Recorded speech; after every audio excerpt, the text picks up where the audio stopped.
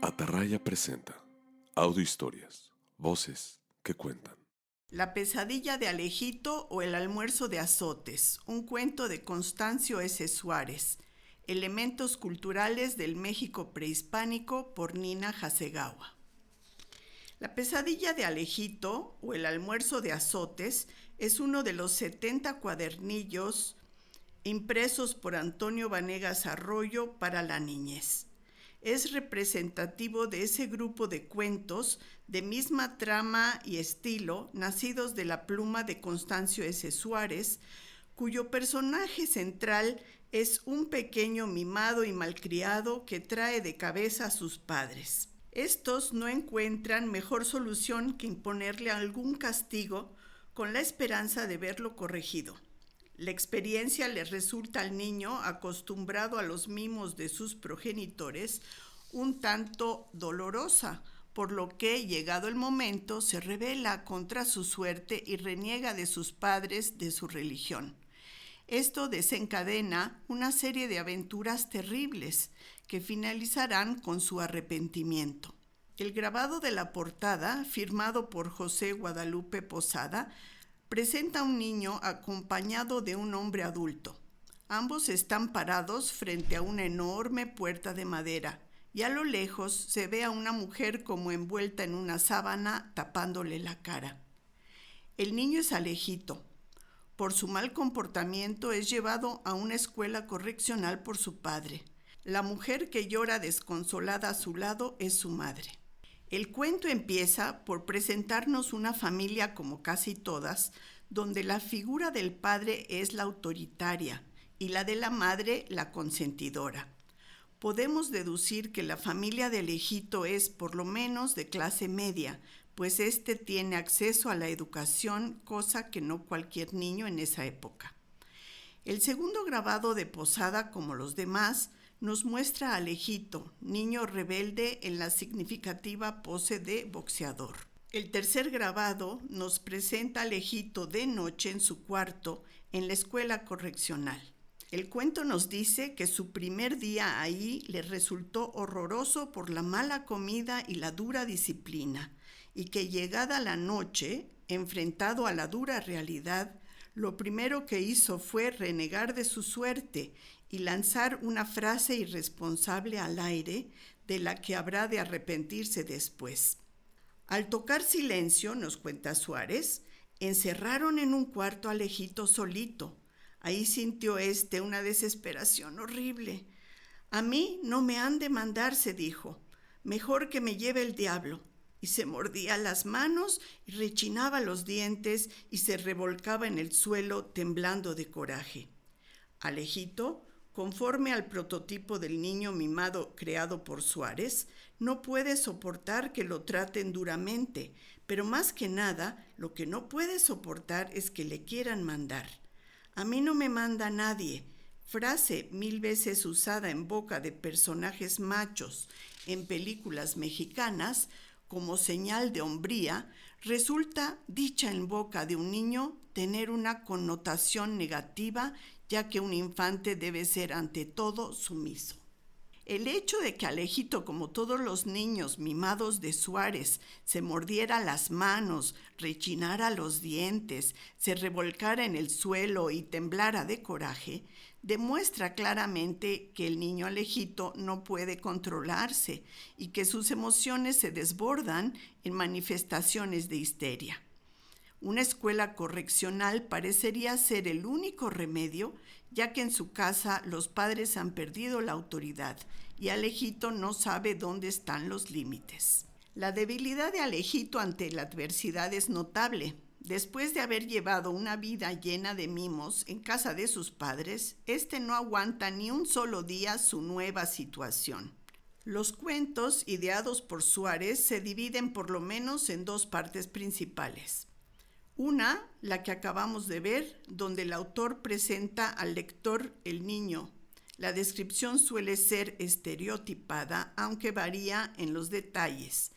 Y otra, donde se describen las terribles aventuras por las que ha de pasar la desobediente criatura. Por lo general, el autor da aquí rienda suelta a su imaginación, creando así una ficción muy variada en cada cuento. Una blasfemia, como ya vimos, es la que generalmente desencadena la parte aventuresca. La segunda parte de nuestro cuento empieza cuando un tecolote descomunal irrumpe en el cuarto de Alejito y se lo lleva, con el consentimiento de éste, a otro planeta donde un diablo muy feo los espera. Una vez arribados al planeta en cuestión, Alejito descubre que la vida en compañía de estos seres diabólicos y crueles, donde el almuerzo es de azotes, es 1000 veces peor que la de la escuela correccional donde lo puso su padre, por lo que pide desesperadamente lo devuelvan ahí. El quinto grabado muestra al tecolote llevándolo de vuelta a la escuela correccional. El cuento, como todos los de Suárez, acaba con 2 o 3 líneas que coronan el arrepentimiento del niño. La aventura del tecolote no resulta finalmente haber sido más que una horrible pesadilla, pero Alejito ha aprendido la lección. Al cabo de 2 meses, cuando su padre lo saca de la escuela correccional, nuestro niño es humilde y obediente. Hay 4 aspectos en este cuento que merecen nuestra atención. 1. La detallada descripción del padre ante el hijo rebelde. 2. La presencia del búho, elemento prehispánico simbolizando el mal. 3. El hecho de que Suárez ubique un infierno semioccidental, semiprehispánico en el espacio sideral. 4. La presencia del diablo, elemento occidental, aunado a la del búho, formando así un dúo de maldad prehispánico occidental. Relaciones padre-hijo. La información sobre la vida de los niños de la clase media o alta en la intimidad de su casa en el siglo XIX no abunda. La impresión general que uno tiene cuando lee algo sobre los niños es que son educados.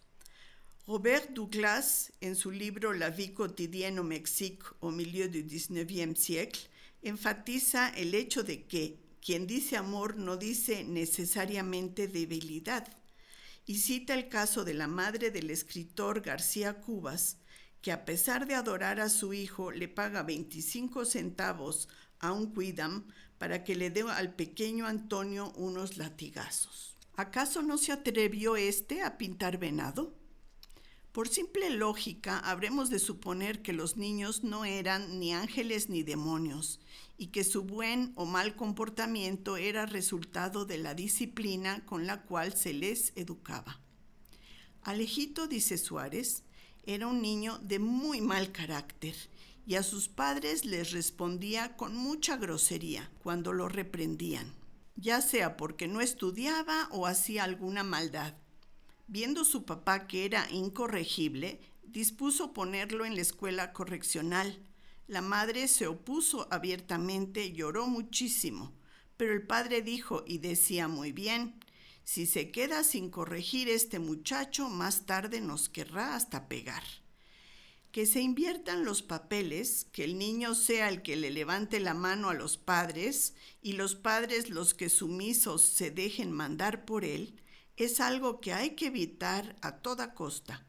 La sumisión y obediencia en los niños es algo que hay que lograr aún mediante disciplinas militares. En el lugar de su castigo, nos cuenta Suárez, Alejito se vio rodeado de otros niños que obedecían y estaban sumisos. Lo pusieron a hacer instrucción y después de centinela. Sonó la hora del rancho y Alejito apenas comió. Puchero con carne dura, pambazos idem y frijoles que parecían balas. Fue la cena por el estilo o peor todavía. La definición que da María Moliner para correccional de menores es la de un establecimiento donde se recluye a los niños o muchachos que han cometido algún delito o muestran malas inclinaciones y se les somete a un régimen muy severo. El diccionario Porrúa de Historia, Biografía y Geografía dice que los padres de San Camilo fundaron una casa de corrección hacia fines del siglo XVIII. Se les dio el nombre de mamelucos por la tela de que estaban vestidos los internos. El grabado de Posada por la vestimenta peculiar de Alejito pareciera hacer alusión a los mamelucos.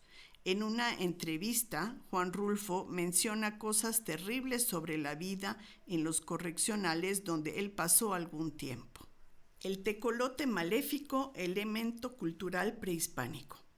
La segunda parte del cuento de Alejito es la parte más imaginativa. Tiene elementos culturales del México prehispánico y va así. En esto se apaga la luz y se le presenta a Alejito un gran tecolote negro con ojos de lumbre. Alejito no se espanta. ¿A qué grado llegaría su cólera? Que pudo más su desesperación que el miedo. Nos hace ver Suárez y continúa.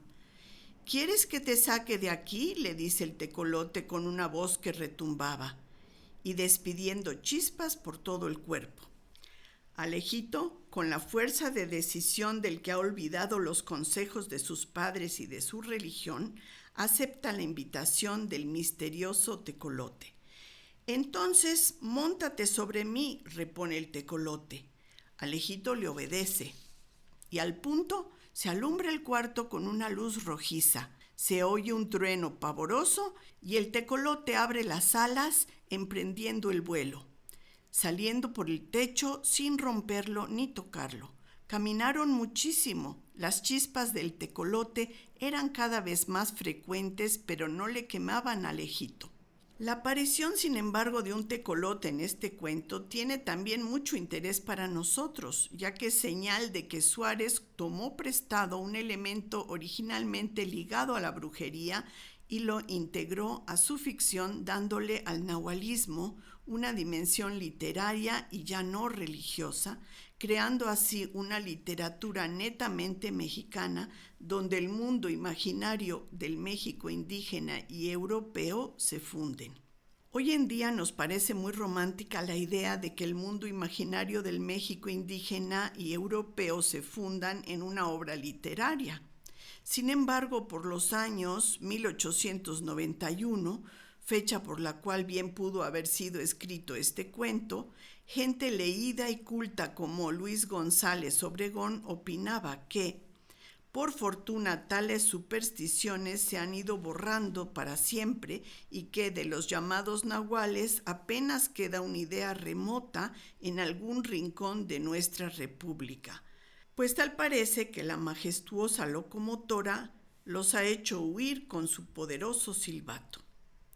Lo que afirmaba con tanta alegría González Obregón en 1891 no parece, sin embargo, ser del todo cierto, ya que trabajos antropológicos realizados en varias zonas de México en 1950, 60 o inclusive 70 demuestran claramente que la majestuosa locomotora no debe haber pasado por muchos lugares de México, ya que de no haber perdurado muchos relatos en la memoria de la gente, hubiese sido imposible recopilar tanto material como se hizo. Hagamos notar que Suárez es de Oaxaca y que Oaxaca es dentro de México una de las regiones con más población indígena.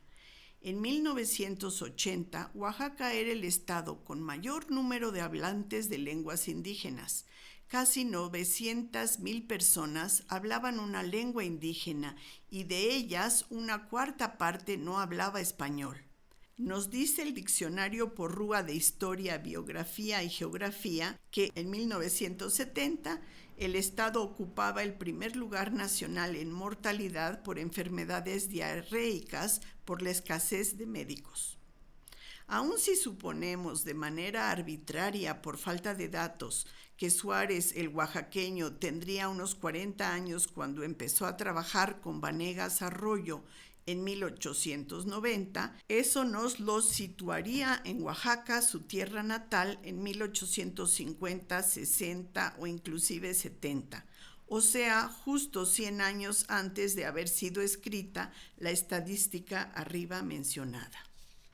Ahora bien, si la insuficiencia de médicos era grande en 1970, podemos suponer que era todavía mayor en 1870. Y quien dice no hay medicina occidental, dice hay métodos curativos tradicionales, o sea, prehispánicos.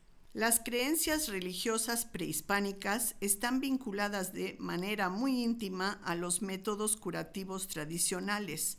Es claro que las personas que no pueden pagarse un médico occidental entran sin más trámites en contacto con el mundo de la brujería. De ahí que nos interese hablar de las influencias del México prehispánico en los cuentos de Suárez. Bástenos mencionar 1. Las chispas del tecolote. 2. La gran velocidad con la cual éste se desplaza. El tecolote tarda en llegar solo una noche al extraño planeta habitado por el diablo. 3. La presencia de las barrancas y cuevas en este infierno sideral. Suárez cuenta que el tecolote y Alejito llegaron por fin al amanecer a un planeta compuesto de barrancas y cuevas nada más. En relación con las chispas, Marcela Olavarrieta nos dice en su libro Magia en los Tuxtlas, Veracruz, que los nahuales pueden adoptar formas animales o transformarse en bolas o mechones de lumbre que se ven rodar por los cerros o flotar en el aire. En relación con la gran velocidad nos dice que existen algunos poderes específicos que se consideran solo atributo particular de ciertos brujos muy poderosos. Por ejemplo, el de trasladarse con rapidez extraordinaria de un sitio a otro, abarcando grandes distancias. Infierno semi-occidental y semi-prehispánico. En relación con las barrancas y cuevas, dice Olavarrieta, que las tradiciones tanto europea como mesoamericana otorgan gran importancia a las cuevas y montañas, y que así como en la Europa medieval se le consideraba las primeras como propicias para invocar al diablo, ya que los demonios no pueden soportar la luz del día y deben, por tanto, ser llamados por la noche en cuevas, así, en la tradición indígena se le atribuye también gran importancia a las cuevas, ya que se las consideraba el habitáculo de los Ahuicán Chaneque, habitantes de los lugares difíciles, mensajeros del Mictlantecutli. Olavarrieta explica que aunque evidentemente las creencias sobre entrevistas con el diablo siguen los postulados europeos, en realidad para los indígenas, tanto antes como después de la conquista, las cuevas siempre fueron lugares donde se podía entrar en contacto con las entidades sobrenaturales. Si la relación entre las cuevas y las entidades sobrenaturales se encuentra originalmente en mayor o menor grado en Europa o en Mesoamérica, no es cosa que deba preocuparnos. Basta con que sepamos lo que afirma Olavarrieta, o sea que las entidades sobrenaturales, ya sean de origen europeo o mesoamericano, se encuentran para los mexicanos que tienen algún contacto con la brujería vinculadas a las cuevas. El hecho de que Suárez plantara al diablo en un planeta es desde luego muy novedoso. Como quien dice, modernizó la antiquísima idea que teníamos sobre la morada del diablo al ubicarla sin más trámites en el espacio sideral, lo que desde el punto de vista literario resulta muy original y muy a tono con su época. Sin embargo, más original todavía me parece que haya usado la cueva para describir el paisaje de dicho planeta. Si Suárez no hubiera estado, aunque fuera mínimamente vinculado con el mundo del campo, que es el que más estrechamente vive la magia en México, ¿cómo le hubiera venido a la mente la palabra cueva? Pareja maléfica prehispánica y occidental. Otro aspecto muy interesante es la presencia del diablo, elemento hispano-occidental, aunado a la del búho, formando así un dúo de maldad prehispánico y occidental.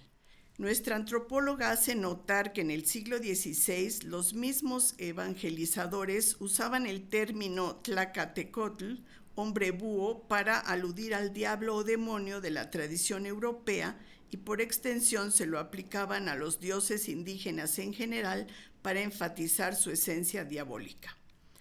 Las explicaciones de Olavarrieta son el resultado de profundas investigaciones antropológicas y bastan para comprender que las imágenes del hombre búho y el diablo forman un dúo europeo-mesoamericano perfecto por sus cualidades sobrenaturales y dañinas.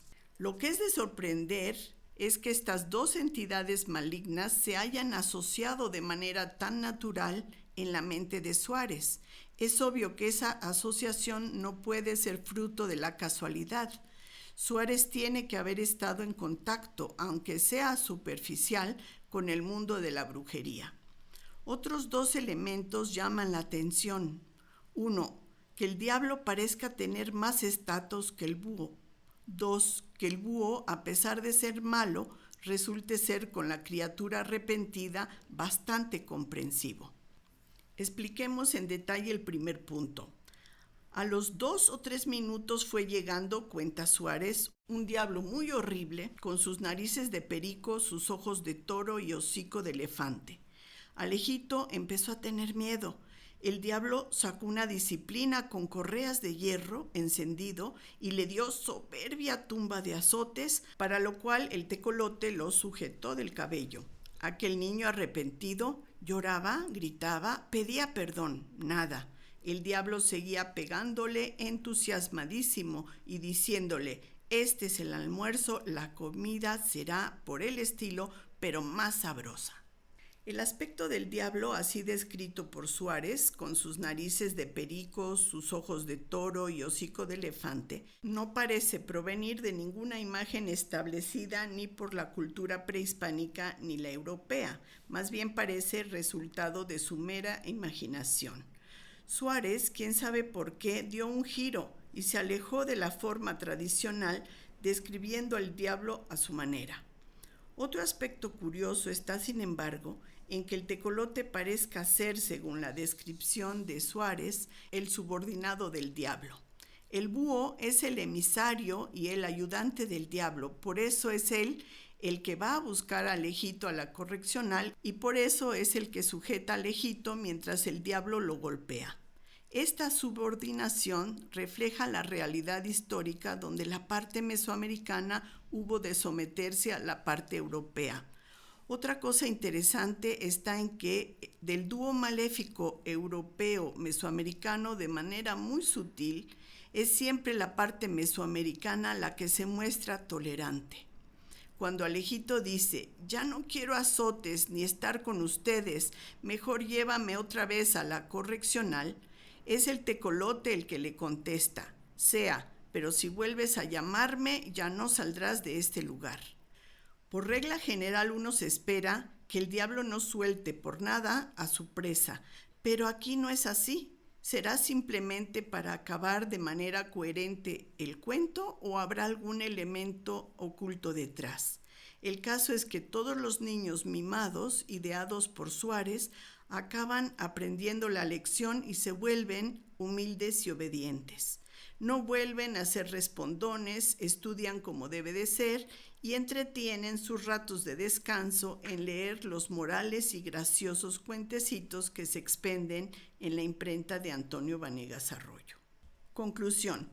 Antonio García Cubas relata en su libro de Mis Recuerdos de 1905 cómo eran las tertulias caseras de la gente acomodada a finales del siglo XIX en la Ciudad de México.